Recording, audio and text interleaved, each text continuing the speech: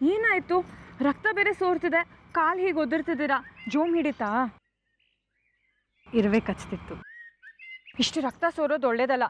ಮನೆಗೆ ಹೋಗಿ ಅರ್ಶಿನ ತರ್ತೀನಿ. ಅರ್ಶಿನ ಹಚ್ಚಿದ್ರೆ ತಟ್ ಅಂತ ನಿಂತು ಹೋಗುತ್ತೆ.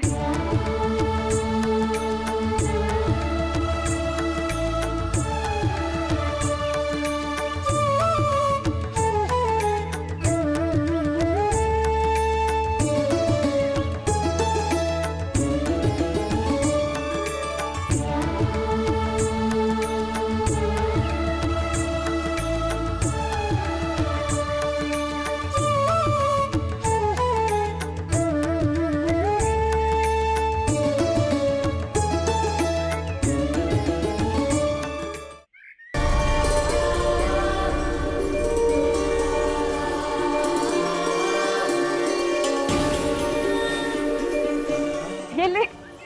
ಇದು ಮನೇಲಿ ಕುಟ್ಟಿದ ಅರ್ಶಿನ.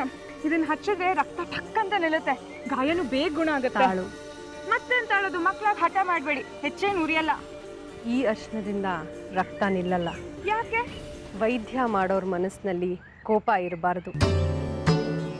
ನಾರಾಯಣ ಹೃದಯದಲ್ಲಿ ಹೇಗೆ ಶಾಂತವಾಗಿರ್ತಾನೋ ಹಾಗೆ ನಿನ್ನ ಮನಸ್ಸು ಶಾಂತವಾಗಿರಬೇಕು. ಆಗ ನಿನ್ನ ಅರ್ಶಿನ ನನ್ನ ಗಾಯಕ್ಕೆ ಪರಿಣಾಮಕಾರಿ ಔಷಧಿ ಆಗೋದು. ಅದಕ್ಕೆ ವೈದ್ಯೋಹೋ ನಾರಾಯಣೋ ಹರಿ ಅಂತಾರೆ. ನನ್ನ ಮನಸ್ಸು ಶಾಂತವಾಗೇ ಇದೆ. ನಿನ್ನ ಮನಸ್ಸಲ್ಲಿ ಇನ್ನೂ ಕೋಪ ಇದೆ.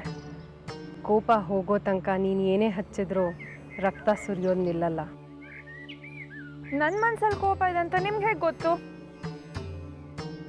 ನನಗೆ ಹೇಗೆ ಗೊತ್ತಾಯ್ತು ಅನ್ನೋದು ನಿನಗೆ ಬೇಡ. ನೀನು ಕೋಪನ ಬಿಟ್ಟು ಹಚ್ಚಿ ನೋಡು, ರಕ್ತ ಹೆಂಗೆ ನಿಲ್ಲತ್ತೆ ಅಂತ.